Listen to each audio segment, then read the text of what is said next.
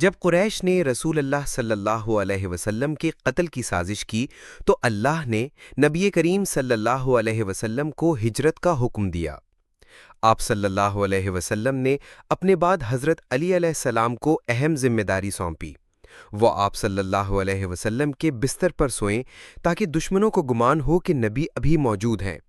یہ لمحہ انتہائی خطرناک تھا، لیکن حضرت علی علیہ السلام نے بلا خوف و تردد یہ قربانی قبول کی۔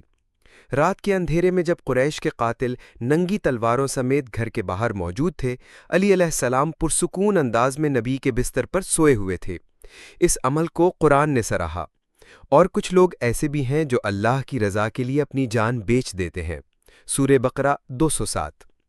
نبی رات کو مدینہ کی طرف روانہ ہوئے اور علی علیہ السلام نے تمام امانتیں واپس کرنے کی ذمہ داری سنبھالی۔ یہ قربانی صرف جسمانی نہیں، روحانی اعتماد کی معراج تھی۔